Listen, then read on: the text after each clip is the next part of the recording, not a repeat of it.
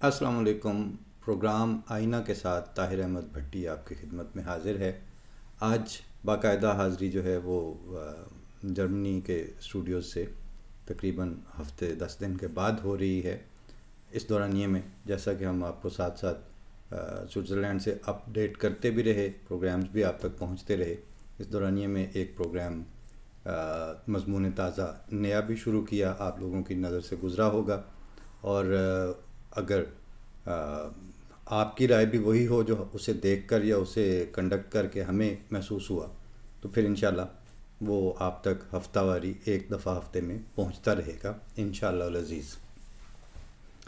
इस दौरानिए में साथ साथ जो डेवलपमेंट्स हो रही थी, जिस तरह बात चल रही थी, एक तो मैं पहले ये गुजारिश कर लूँ कि वहाँ पर जो सियासत की इस वक्त शक्ल बन चुकी है पाकिस्तान में, उस मंज़रनामे के लिए अपने ख़यालात को और अपनी एनर्जी को वक्फ़ करना, वो या तो पर्रे दर्जे की हमाकत का मुतकाज़ी है, या फिर इंतहाई दर्द हो, इंतहाई दुख आप महसूस कर रहे हो और पूरी संजीदा किस्म की आपको हमदर्दी हो वहाँ जो चल रहा है उसके साथ, तो तब आप उसके ऊपर बात कर सकते हैं। वरना अब वहाँ पर इनडिफरेंट हो जाने को और उससे एक तरह से लाताल्लुकी को अपने दिल में जगह दे देने को वहाँ पाकिस्तान में भी लोगों के रवैयों में हम देख रहे हैं। हमारी जब जब बात होती है तो उसमें एक बेयकीनी के बाद अब लाताल्लुकी की कैफियत भी आती जा रही है।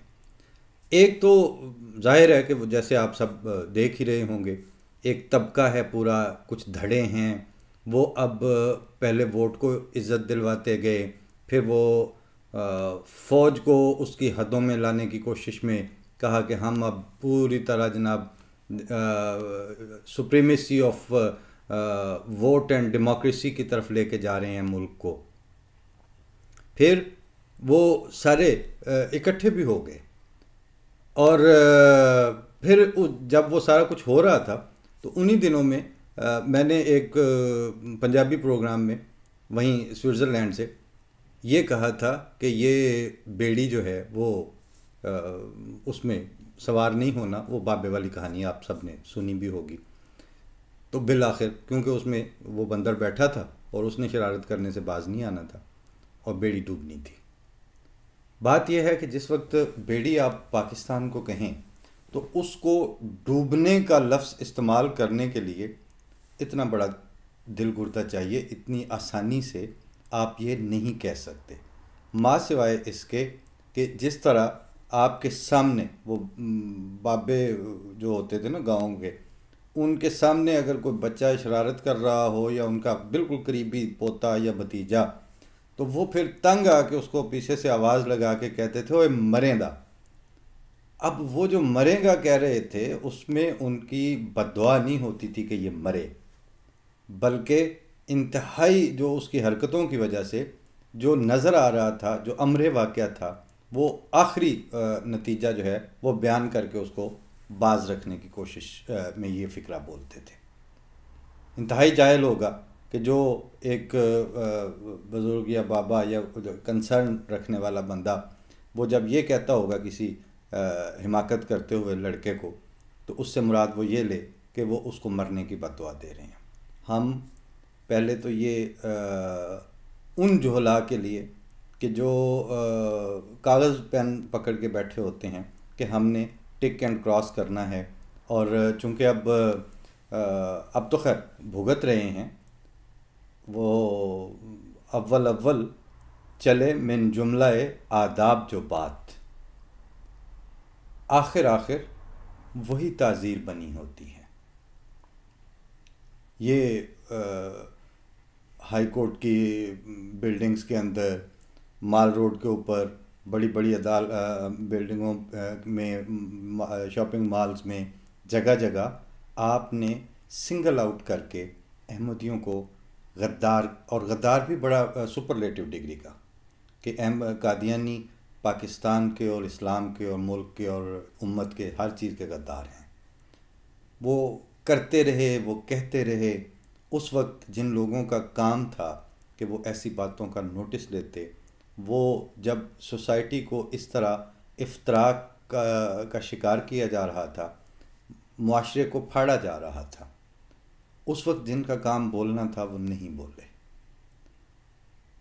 आप एक आदमी को एकतरफा तौर पर गंदा करने की कोशिश कर रहे हैं, उसके ऊपर गंद उछाल रहे हैं, उसके लिए वो नाम रख रहे हैं।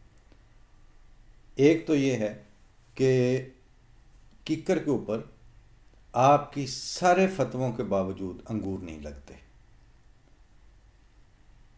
दरख्त अपने फल से पहचाना जाता है। जिनको आप 50 साल तक गद्दार कहते रहे और उनका जवाबी वजाहत करने का जो चैनल था या उनका जवाबी तौर पर इजहार वजूह कर सकने का जो ऑप्शन था, उसके ऊपर भी आपने कुल्हाड़े रखे हुए थे, उसका भी वो गला घूंटा हुआ था कि जो बात वो करेंगे वो तबलीग के ज़ुमरे में आएगी। और ये चलन इतना आम हो गया कि अब पिछले एक दफ़ा प्रोग्राम में मैंने बताया था ना कि आप अपने आम दोस्तों से गुफ्तगू कर रहे होते हैं, उनको रोज़मर्रा की डेवलपमेंट्स के ऊपर भी बात कर रहे हों, तो वो कहेंगे भट्टी साहब मुड़ तुसी तो तबलीग पर करते हो ना। और उसकी हालत अब कहाँ तक पहुँच चुकी है। कल मेरी खटक साहब की जो शहादत हुई है उनके हवाले से प्रोग्राम भी हुआ था, तो बाद में बरसबील तज़किरा ही नहीं बल्कि एक तरह से कंडोलेंस के हिसाब से ज़ियाउद्दीन यूसुफ़ज़ई साहब से बात हुई, तो उन्होंने मुझे साथ साथ उनके ट्विटर पे भी काफ़ी उन पे गंद उछाला जा रहा था, तो मैंने कहा चलें बात करके देखते हैं। तो बात हुई तो उन्होंने कहा कि जुर्म तो ऐसा सच कोई नहीं किया, एक तो उसके ऊपर मैंने ट्वीट किया था कि ये जुल्म हुआ है, ये ज़्यादती हुई है एक उस्ताद को, एक प्रोफेसर को, जो आपको पढ़ा रहा था, जो आपका भला कर रहा था, जो आपकी खैर खाही में लगा हुआ था, उसको इस तरह दिन दिहाड़े गोलियों से मार देना रह जाते, ये अच्छा नहीं हुआ। तो उसके ऊपर कहते हैं कि कोई ज़ाहिर है जब काफ़ी उनकी फॉलोइंग है तो उसमें फौरी तौर पर उसमें आए कि मुझे फिर उन्होंने ख़ुद ही बताया, कहते हैं कि मुझे फिर एक ने ये मैसेज किया कि तुम जो इनकी हमदर्दी में ट्वीट कर रहे हो तो तुम पाकिस्तान आओ तो कोई इस्लाम का वफ़ादार और आशिक रसूल तुम्हारे खून से भी अपने हाथ रंग लेगा, कोई ऐसी बात नहीं है। तो अब खैर वो उनको तो ये चीज़ें भुगतते भुगतते पहले पाकिस्तान में भुगतते रहे, फिर बाहर आए, फिर वो गद्दार, उन्होंने भी इतनी सी बात पे ही, मतलब मैंने उनको कहा यूसुफ़ज़ई साहब को कि आप तो 4 लाइनें लिख के तो आपको वो गद्दारी मिल गई हमारे बारे में, अहमदियों के बारे में। आप ज़रा सर्वाइवर की डेफिनेशन करनी चाहें तो आप ज़रा गौर करें कि हम तो वो ख़ुद हैं जिनके ऊपर सिर्फ 4 फ़िक्रें लिख के तो आपका जीना हराम हो सकता है। हम किस कैफियत में से गुज़र रहे होंगे। लेकिन वो फिर अल्लाह ताला हौसले भी उसी तरह देता है। ये जो कहते हैं ना कि जी वो नबी बना लिया, नबी हमने कहाँ से बनाना था, बना सकता नहीं पाँव कीड़े का बशर हरगिज़। नबी बनाना कहाँ इंसान के बस में है। लेकिन जिनको हमने मान लिया हुआ था, खुदा का भेजा हुआ समझ के यकीन कर लिया था कि हाँ हमने इनको मानना है, हमने भी क्या, हमारे आबा व अजदाद ने, और आज भी लोगों को तौफीक मिल रही है मानने की। उन्होंने जब माना तो ये समझ के ही माना कि खुदा ताला का जो वादा है वो अपने भेजे हुए के साथ होता है, धड़ों के साथ, ग्रोहों के साथ, जत्थों के साथ और लश्करों के साथ नहीं होता। उसका आप इस वक्त अपने वहाँ अपनी सफ़ों में भी मुशाहिदा कर सकते हैं। शाहिद खाकान अब्बासी कह रहे हैं कि मुझे हुब्बुल वतनी का सर्टिफिकेट चाहिए, कहाँ से मिलता है मुझे बताया जाए। सारे के सारे बिला इस्तिस्ना अब वही, जिस तरह पहले काफिर करार देने वाली जो वबा फूटी थी, हैज़ा फूटा था एक दफ़ा, उसी तरह गद्दार करार देने वाला और गद्दारी के इल्ज़ाम से गद्दारी के मुकदमात कायम करने तक का जो सिलसिला है वो अब चल निकला है। जिस वक्त भी शाहदरे में वो पर्चा हो रहा होगा, उसके फरिश्तों को भी नहीं पता होगा कि इस हरकत को दुनिया ने और दीगर ममालिक ने किस तरह देखना है, वो उसको तो छोड़ दें, लेकिन आपने जो 50 साल गंद किया, ये आपके मुंह पे तमाचा के तौर पर वो पर्चा आया। उसमें आपकी सारी लीडरशिप गंदी हुई, उसमें आपका वज़ीर आज़म आज़ाद कश्मीर का नाम भी उसी तरह से शामिल हुआ। और मतलब अब यहाँ से अंदाज़ा लगा लें ना कि आप highest office of the government and highest offices of the state, उनको संभालने वाले जो हैं उनके बारे में पर्चा दिया जा रहा है कि जी ये गद्दार हैं। सिलसिला यहाँ से चलता है कि अगर आप ये कहानियाँ घड़ के और एक दूसरे के ऊपर गंद उछाल के ये समझते हैं कि इसके नतीजे में मुल्क तरक्की की तरफ चला जाएगा, मुल्क ने इस तरह तरक्की की तरफ कोई नहीं जाना। दूसरी हरकत जो आप कर रहे हैं वो आप, मैंने एक प्रोग्राम में पहले भी अर्ज़ किया था, शॉर्ट ऑफ अहमदीज़। आप चाहते हैं आपस में इत्तेहाद, आप चाहते हैं यकसुई और यगानगत, लेकिन अहमदियों को उसमें से बाहर रख के। जो एक तबका, जो एक फ़िरका, जो एक जमात, जो एक कम्युनिटी इस वक्त पाकिस्तान में, जिनके ऊपर आप कागज़ कलम लेके बैठ जाएं, तहकीक करने के लिए पूरे मुहक्किकीन जमा कर लें, लाइब्रेरियाँ संभाल के लेके आ जाएं, नेशनल आर्काइव्स ऑफ पाकिस्तान को अपनी सपोर्ट पे ले आएं, हर हवाले से जिनके ऊपर किसी तरह भी ना इस्लाम के ख़िलाफ़ और ख़िलाफ़ इस्लाम, एक इस्लाम के ख़िलाफ़ होता है, एक होता है कि आपने हरकत कोई ख़िलाफ़ इस्लाम की हो, और ना पाकिस्तान के ख़िलाफ़ ना ख़िलाफ़ पाकिस्तान, ऐसा कोई धब्बा जिस जमात पे ऊपर नहीं मिल सकता आपको, वो सिर्फ यही जमात है। उसके ऊपर आप 50 साल तक ज़बान दराजियाँ करते रहे। उसकी वो लीडरशिप जो मुसलसल आप लोगों के लिए दुआ गो रही, उनके ऊपर आपने इस तरह का गंद उछाला, और उस गंद उछालने को आप अपने ईमान का हिस्सा समझते रहे। यानी अहमदी खलीफा या बानी जमात अहमदिया या अफराद जमात अहमदिया के ऊपर बिला वजह, बिला इश्तिआल, बिला ज़रूरत इस तरह की वाहियात, गंद और बकवास को आपने अपने ईमान का हिस्सा बना लिया। जितना कोई शख्स आप में से ज़्यादा दरीदा दहन होगा, जितना वो खिलाफ वाक़या इल्ज़ामात को फ़रोग़ देगा, जितना वो पूरे तयक्कुन के साथ झूठ बोलेगा भी और उसको प्रमोट भी करेगा, उतना ही मतलब हो वो अहमदियों के ख़िलाफ़, उतना वो आपका पक्का, सच्चा और कट्टर मुसलमान समझा जाएगा।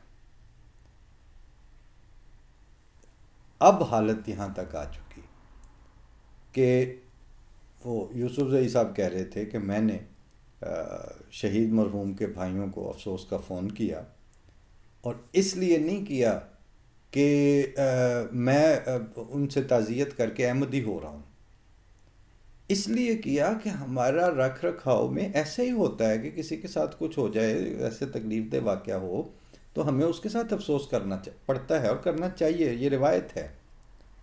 वो जो आपकी कल्चरल रिवायात थी, जो आपके रोज़मर्रा के पाजियाँ जिसे कहते थे, अब आपकी सोसाइटी उनसे भी महरूम हो गई है। अब आपकी सोसाइटी एक तरफ से एक तरह का गंद उछाला जाता है, दूसरी तरफ वज़ीर आज़म पाकिस्तान आ जाते हैं इमरान खान साहब, वो अपने उसको संभाला देने की खातिर वो फिर आगे से उस लेवल पर उतरते हैं कि जिस पे आम आदमी भी ज़रूरत नहीं समझता। बड़ी अजीब हैरत हुई कि वो मतलब कि एक ने तो खच मारी थी आपको एज ए वज़ीर आज़म पाकिस्तान तकरीर करते हुए इस तरह की जो उन्होंने गंद किया हुआ था उसका उस हैसियत में, वज़ीर आज़म की हैसियत में तंजीम साजी क्या क्या, तो क्या ज़रूरत थी उस पर बात करने की? इसका मत उससे साबित क्या किया? उससे आपने अपने ओहदे के वक़ार से नीचे उतर के वो बात की। लेकिन आपको ये ख्याल कैसे आएगा? इसलिए कि आप दोनों तरफ के इस वक्त अपनी सर्वाइवल की जंग लड़ रहे हैं। वो जो वोट को इज़्ज़त दिलवा रहे हैं, वो जो कहते हैं हम पाकिस्तान के लिए ये कर देंगे और हम पाकिस्तान के लिए जेलें भर देंगे, और वो बिल्कुल पाकिस्तान के लिए कोई कुछ नहीं करना चाह रहा। वो तो जैसे वो कहती हैं ना कि औरतें जिस वक्त बैन डालती हैं किसी की मरने पे जाके, तो वो अपने मरे हुओं को याद कर कर के रो रही होती हैं। बहाना वो बना होता है जो सामने डेड बॉडी पड़ी होती है। इस वक्त हुब्बुल वतनी और पाकिस्तान की में जमहूरी इक़्तिदार और पाकिस्तान में आइनी सुप्रीमेसी जो है, ये तो वो लाश है जिसके ऊपर वो अपने जेलों में बैठे हुए को छुड़वाना चाह रहे हैं, जिन पे केस बने हुए हैं उनको निकलवाना है। और दूसरी तरफ वज़ीर आज़म वो उनके इल्ज़ामात की तौसीक़ करते चले जा रहे हैं। इसका मतलब है कि इस वक्त इस्लाह अहवाल वाली वहाँ कोई सूरत हाल नहीं है। इस वक्त सिर्फ़ और सिर्फ ये हो रहा है कि जंग जीतनी है, आर्गूमेंट जीतना है, winning the argument and losing the case. और इस केस में लूज़ करना जो है वो केस नहीं है, कोई मुकदमा नहीं है, वो मुल्क है, वो पाकिस्तान है। ये धड़े अपनी जीत के लिए पाकिस्तान को हारेंगे। ये धड़े बिल्कुल किसी तरह भी पब्लिक के साथ इखलास, पब्लिक के साथ वफा, पब्लिक का ख्याल करना, जिनके वोटों के ऊपर ये नाच रहे हैं, उनकी ज़िंदगियों के मुश्किलात के, उनके हाँ जो रोज़ाना की बुनियाद पर जो उनके साथ जुल्म हो रहे हैं। गज़ब तो ये है कि एक रेप केस सिर्फ बात हुई थी, हर रोज़ एक केस रिपोर्ट हो रहा है, और एक तो रिपोर्ट हो रहा है। इसका मतलब ये है कि ज़मीन है तो वो अपनी ही गर्दिशों में कहीं। जो इंतज़ामिया है वो अब इसी उठा पटक, इसी जोड़ तोड़ के मुंह देखते हुए अपने आप को उधर ट्यून करके बैठी हुई है। मुल्क किसने चलाना है? पब्लिक को किसने सेफ्टी प्रोवाइड करनी है? पब्लिक राइट्स के ऊपर किसने बात करनी है? कोई नहीं है वहाँ पे, किसी के लिए वो नहीं सोच रहे। और हालत ये है कि अब जो दो नस्लें कम से कम 50 साल में जो तैयार हुई हैं, वो स्टफ़, वो ह्यूमन फाइबर, वो अब इस तरह का तैयार हुआ है कि वो ज़ियाउद्दीन यूसुफ से ही बता रहे थे कि जो बंदा मुझे कत्ल की धमकी दे रहा था वो ख़ुद मेडिकल कॉलेज का स्टूडेंट था, डॉक्टर था, बनने जा रहा था या बन चुका था। तो कहते हैं मैंने उससे कहा कि अब मुझे कोई जवाब देने की ज़रूरत मज़ीद नहीं है, मैं सिर्फ तुम्हें इतना बताता हूँ कि डॉक्टर तो पूरी दुनिया में मसीहा समझा जाता है, ज़िंदगी देने वाला और ज़िंदगी देने में मदद करने वाला, ज़िंदगी सर्वाइव करने में जो हेल्प आउट करता है उसको डॉक्टर कहते हैं। तुम क्या चीज़ बन रहे हो कि जो सीधा सीधा कत्ल की धमकियाँ दे रहा है? इश्क़ रसूल ने खून से हाथ रंगने का रास्ता इनको दिखाया। आशिकाने इस्लाम ने लोगों के ऊपर ज़िंदगियाँ हराम करनी इनको सिखाई हैं। और इसमें सबसे मतलब कि कोई एक ये नहीं कह सकता कि फ़लाँ जुर्मदार था और फ़लाँ नहीं था। 9 सितारों वाले इत्तेहाद ने और जमात इस्लामी ने खूब बॉल जो है वो नेट से निकाल के बना के दी थी, जिसको फिर 11 साल तक ज़ियाउल हक और मार्शल लॉ का जो चीफ़ ऑफ आर्मी स्टाफ भी था और सदर पाकिस्तान भी, वो खेलता रहा उसको, और उसको खेलते हुए उसको कोई गरज नहीं थी कि इसके नतीजे में अब आगे नस्लें कौन सी पैदा होनी है। उसके बाद उसी की गोद से पल के गोदों खेले हुए इनको भी तो अब जाके याद आया है ना, और अब जाके इनको कैसी जमहूरियत याद आई है? अब ये फजल रहमान की लीडरशिप में तहरीक चलने लगी है। ये वही वही पैटर्न है बिल्कुल जैसे वो 9 सितारों वाला था। और टारगेट इस दफ़ा ये कह रहे हैं कि हमारा टारगेट वज़ीर आज़म इमरान खान नहीं है। तो फिर जो आपका टारगेट हैं, कोई उनकी कैलकुलेशंस भी होंगी। उन कैलकुलेशंस के मुताबिक क्या वो आपकी शराइत पर आपको सब कुछ सुपुर्द करने के लिए तैयार हैं? बिल्कुल नहीं। जब वो तैयार नहीं हैं तो वो भी तो कुछ आगे से सोच रहे होंगे ना कि हमने क्या करना है। ये जब दोनों तरफ की ये सूरत हाल जब आपस में टकरानी है, उस वक्त वो इनडिस्क्रिमिनेट डिसीजंस आएंगे फिर आगे, और उन इनडिस्क्रिमिनेट डिसीजंस के पेट से पता नहीं जिंदगी पैदा होती है कि मौत, यानी दोबारा इस्तेहकाम पैदा होता है उस टकराव के नतीजे में, या कि अदम इस्तेहकाम। ये तो अब वक्त बताएगा। लेकिन एक चीज़ पहले जो नज़र आ रही है वो बताई जा सकती है, वो ये है कि आप वो बदकिस्मत और बदनसीब हैं जो इस्लाम के नाम पर और शरीयत के थम और सुतून कहलाकर हर फैसला खुदा ताला की तालीम, कुरान करीम के अदल और एहसान की तालीम के बरखिलाफ और खुदा ताला की तरफ से भेजे हुए की कायम करदा जमात के ऊपर जुल्म करने के टारगेट को सामने लेके कर रहे हैं। हैरत, मतलब आम पब्लिक से अगर जब ये बात की जाती है, वहीं पार्लियामेंट हाउस इस्लामाबाद के एक सेक्शन अफसर थे, उन्होंने जब वो डॉक्टर नईमुद्दीन खट्टक साहब वाले प्रोग्राम मेरा सुना, तो उसमें जो कि मैंने ओपनिंग लाइन में ये बात की थी कि आपको ये ख़बर पाकिस्तान के मेन स्ट्रीम मीडिया से अभी तक नहीं मिली होगी, पूरी दुनिया में फैल चुकी है, कल का वाक़या है, उस वक्त कल का वाक़या था। तो वो मेरे एक अजीज़ को कहते हैं कि मैं कल सारा दिन छुट्टी पे था, घर पे था, तो मैं तकरीबन सारा दिन टीवी के सामने बैठा रहा, और अगर मोटरसाइकिल का भी एक्सीडेंट हो जाए तो उसके भी टिकर चल रहे होते हैं और उसके ऊपर भी बात हो रही होती है। वाकई किसी को ये तौफीक नहीं हुई कि ये बात करें। तावक्त है कि बाद में फिर वसतुल्लाह खान साहब और उन्होंने अपने उसमें प्रोग्राम में बात की। लेकिन एक है जिस चश्मपोशी को ये आप इस वक्त ऑर्डर ऑफ द डे बनाए बैठे हैं, असल में आप इस चश्मपोशी के ज़रिए अपनी सर्वाइवल वाबस्ता इसके साथ करके बैठे हुए हैं कि अहमदी दिन दहाड़े मार दिया जाए, उसके ऊपर कोई बात करने की ज़रूरत नहीं है।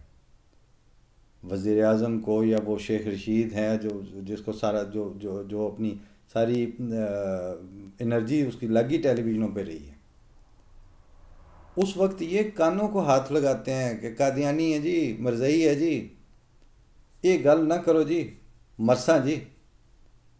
ये जो मरसा है ना, आपका जो खौफ है, मरसो हूँ तुसी उंज भी, यानी अहमदियों को तो खैर आप जैसे कैरेक्टर के बंदों से आपसे हमने ताज़ियत करवा के करनी क्या है वैसे?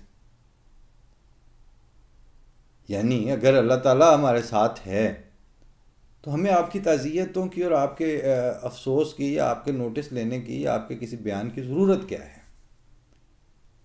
लेकिन जो दुनिया सवाल पूछती है वो ये है कि जिस वक्त आप इतने बेईमान हो चुके होंगे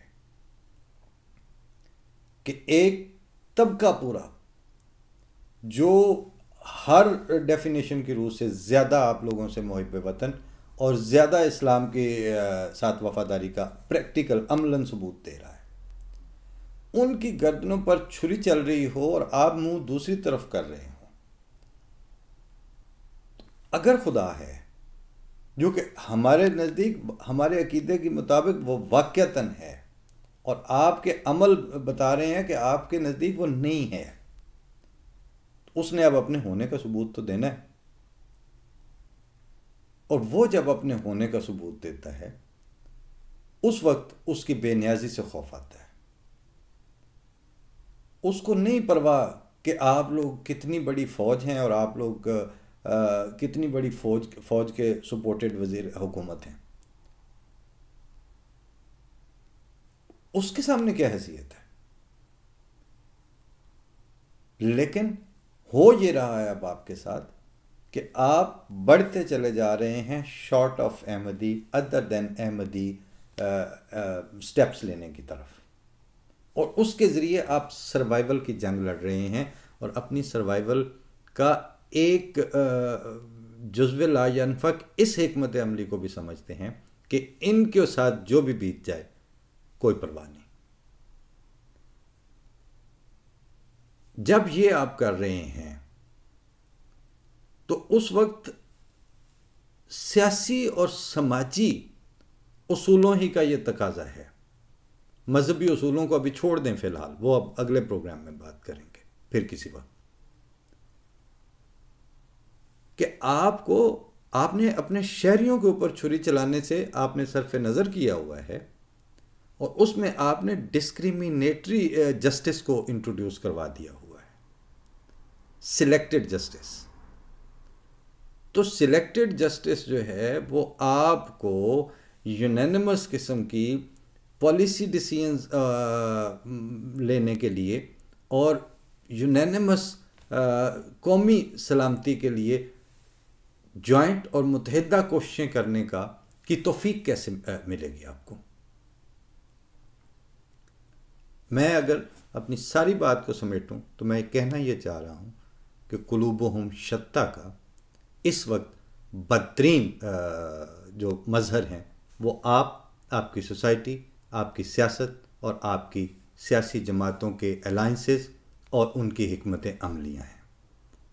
आप लोगों के दिल फटे हुए हैं, आप आपस में भी मुनकसिम हैं, और आप आइंदा तकसीम दर तकसीम की तरफ तो जा सकते हैं, आप यकजहती की तरफ भूल जाएं कि आप यकजहती की शक्ल देख सकेंगे कभी।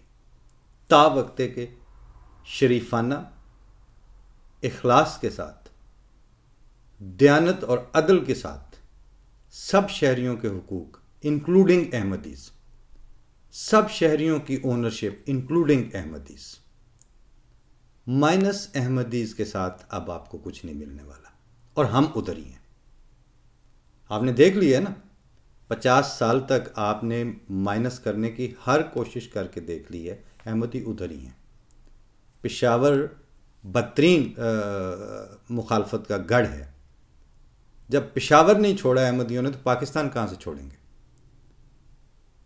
लिहाजा अपना वक्त बचाएं और खुदा ताला की तकदीर को ललकारे मार मार के ना बुलाएं, क्योंकि जब हम आपको कह रहे हैं कि बच जाओ और बचने का रास्ता इख्तियार करो तो वी मीन इट। हमें वाकई आप और पाकिस्तान दोनों से हमदर्दी है, और हम वाकई इस्लाम के साथ वफा करते हैं और करते रहेंगे। लेकिन आप जो तरीक़ाकार आपने अपनाया हुआ है, इससे मुल्क नहीं चलते, कौमें नहीं बनती, मुआशरे कायम नहीं रहते। पूरी दुनिया में और पूरी तारीख़ में कभी भी नहीं रहे। आपने जहाँ से इल्हामी कोई एक्सेप्शन ली है तो हमारे इल्म में इजाफ़ा फरमाएं, हमें बता दें। अल्लाह ताला आपको बेहतर फ़ैसलों की तौफ़ीक दे। जो हम पे गुज़री सो गुज़री, मगर शब हिजरा हमारे अश्क तेरी आग पर संवार चले। फ़ी अमानिल्लाह। अस्सलामु अलैकुम व रहमतुल्लाह।